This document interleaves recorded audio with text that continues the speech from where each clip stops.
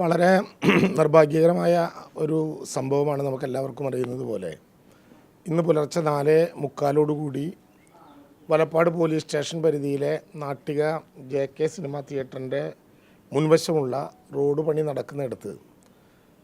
പണി നടക്കുന്നതുമായി ബന്ധപ്പെട്ട പ്രദേശത്തിൻ്റെ ഡിവൈഡറിൻ്റെ അടുത്ത് കിടന്നുറങ്ങുന്ന ആളുകൾക്കിടയിലേക്ക് അതിവേഗതയിൽ അലക്ഷ്യമായി ഓടിച്ചിരുന്ന ഒരു ലോറി തടി ലോറി, നാഷണൽ പെർമിറ്റ് തടി ലോറി അപായകരമായ വിധത്തിൽ വളരെ വേഗതയിൽ ഇടിച്ചു കയറ്റുകയും 5 പേരുടെ മരണം ഇതിനകം സ്ഥിരീകരിക്കുകയും 6 പേരെ തൃശ്ശൂരിലെ മെഡിക്കൽ കോളേജ് ആശുപത്രിയിൽ പരിക്കേറ്റ് ചികിത്സയിൽ കഴിയുകയും ചെയ്യുകയാണ്.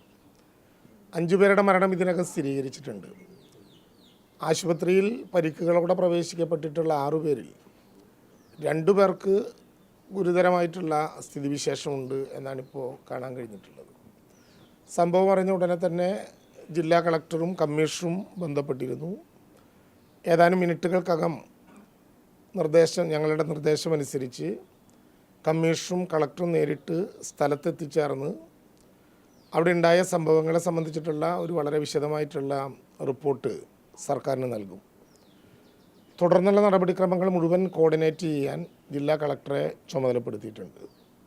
വളരെ ദൗർഭാഗ്യകരമായ സംഭവമാണ് എന്ന് മാത്രമല്ല, പ്രഥമ ദൃഷ്ടിയാൽ തന്നെ വണ്ടി ഓടിച്ചിരിക്കുന്നവരുടെ ഭാഗത്ത് ഗുരുതരമായിട്ടുള്ള പിഴവുകളുണ്ട് എന്ന് മനസ്സിലാകുന്നുണ്ട്. കണ്ണൂരിൽ നിന്ന് തടി കയറ്റിയിട്ടുള്ള വണ്ടിയാണ് കടന്നു വന്നിട്ടുള്ളത്. മാഹിയിൽ വണ്ടി നിർത്തി മദ്യം മേടിച്ച് വണ്ടിയിലുണ്ടായിരുന്ന 2 പേരും ക്ലീനറും ഡ്രൈവറും ഉപയോഗിച്ചിട്ടുണ്ട് എന്നാണ് പ്രാഥമികമായിട്ട് പോലീസിൻ്റെ റിപ്പോർട്ടിൽ നിന്ന് മനസ്സിലാക്കാൻ കഴിഞ്ഞിട്ടുള്ളത്.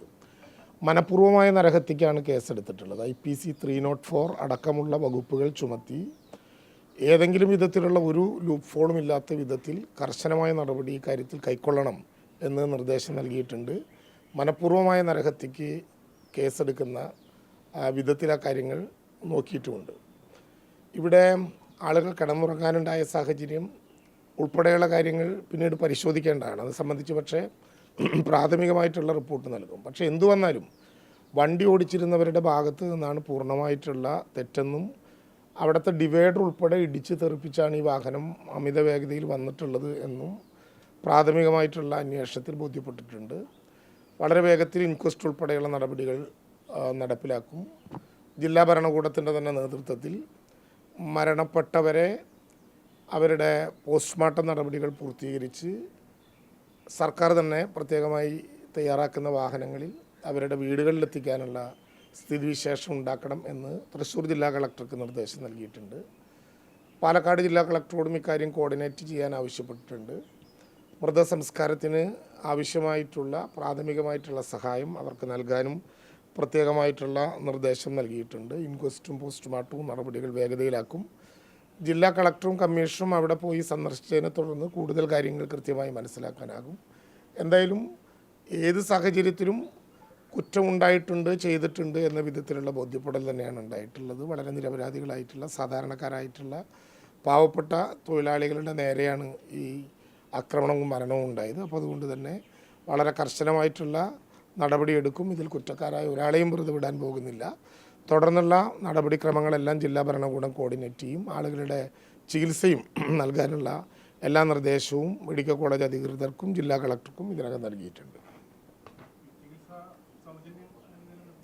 ഉറപ്പായിട്ടും അതുമായി ബന്ധപ്പെട്ട് മെഡിക്കൽ കോളേജിലാണെന്നുള്ളത് കൊണ്ട് മറ്റു പ്രയാസങ്ങൾ ഉണ്ടാകില്ല. എങ്കിലും അതുമായി ബന്ധപ്പെട്ട് തുടർ ചികിത്സകൾ ഏതെങ്കിലും വേണമെങ്കിൽ അതിൻ്റെ ഉത്തരവാദിത്തം അതിൻ്റെ ചുമതല ഏറ്റെടുത്തുകൊണ്ട് അത് നിർവഹിക്കാൻ ജില്ലാ ഭരണകൂടത്തിനോട് നിർദ്ദേശിച്ചിട്ടുണ്ട്. അതുകൊണ്ടാണ് ഞാൻ പറഞ്ഞത്, ഈ മരണപ്പെട്ടവരെ അവരുടെ വസതികളിലെത്തിക്കാനും അതുപോലെ തന്നെ ചികിത്സ തുടരാനുമുള്ള എല്ലാ പ്രവർത്തനവും കോർഡിനേറ്റ് ചെയ്യാൻ തൃശ്ശൂർ ജില്ലാ കളക്ടറെ പ്രത്യേകമായി ചുമതലപ്പെടുത്തിയിട്ടുണ്ട്. കളക്ടറും കമ്മീഷണറും ഇപ്പോൾ മിനിറ്റുകൾക്കകം നമ്മൾ ഈ സംസാരിച്ച് പൂർത്തീകരിക്കുന്നതിന് മുമ്പ് തന്നെ അവിടെ എത്തിച്ചേരും. രാവിലെ കാര്യം ബന്ധപ്പെട്ടവരുമായി സംസാരിച്ചിരുന്നു. ജില്ലയിലെ പോലീസിൻ്റെയും റവന്യൂ വകുപ്പിൻ്റെയും ഉന്നത ഉദ്യോഗസ്ഥർ എന്ന നിലയിൽ അവർ തന്നെ നേരിട്ട് അവിടെ പോകണം എന്ന് പറഞ്ഞിരുന്നു. അതനുസരിച്ചാണ് ബന്ധപ്പെട്ടവരങ്ങോട്ട് പോകുന്നത്. എല്ലായിടത്തും സർക്കാരിൻ്റെ ബന്ധപ്പെട്ട ഉദ്യോഗസ്ഥന്മാരുടെ സാന്നിധ്യവും സഹായവും ഉണ്ടാകും.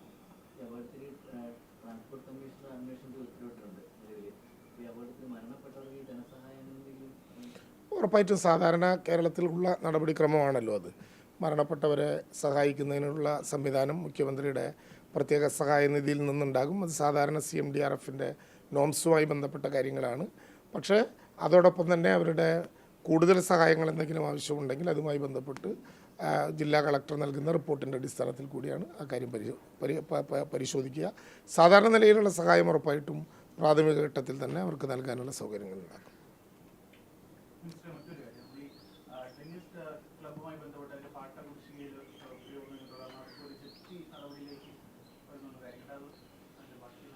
കോടതി വിധിയുമായി ബന്ധപ്പെട്ട് അതിൻ്റെ വിധി പകർപ്പ് ലഭിച്ചതിനെ തുടർന്ന് അതുമായി ബന്ധപ്പെട്ട നടപടിക്രമങ്ങൾ പ്രിൻസിപ്പൽ സെക്രട്ടറിയുടെ നേതൃത്വത്തിൽ നടന്നു വരുന്നുണ്ട്. ഒഫീഷ്യലായി നടക്കേണ്ട കാര്യമാണ്. അതിൽ പ്രത്യേകിച്ച് നിർദ്ദേശമൊന്നും കൊടുക്കേണ്ടതില്ല. സാധാരണ നിലയിൽ കുറച്ച് കാലമായി നടന്നു വരുന്ന നടപടിക്രമമാണ്. കോടതിയിൽ ഒരു സ്റ്റേ ഉണ്ടായിരുന്നു. സ്റ്റേയുമായി ബന്ധപ്പെട്ട് കോടതിയിലെ പുതിയ ഉത്തരവ് ഇറങ്ങിയ പശ്ചാത്തലത്തിൽ അതുമായി ബന്ധപ്പെട്ട നടപടിക്രമങ്ങൾ മുന്നോട്ട് കൊണ്ടുപോവുകയാണ്. കോടതി നിർദ്ദേശിക്കുന്ന പ്രകാരവും റവന്യൂ വകുപ്പ് ഇപ്പോൾ തീരുമാനിച്ചനുസരിച്ചുള്ള നടപടിക്രമങ്ങളായിട്ട് മുന്നോട്ട് പോകും. അത് വേറെ കുറവൊന്നും ഉണ്ടാകില്ല.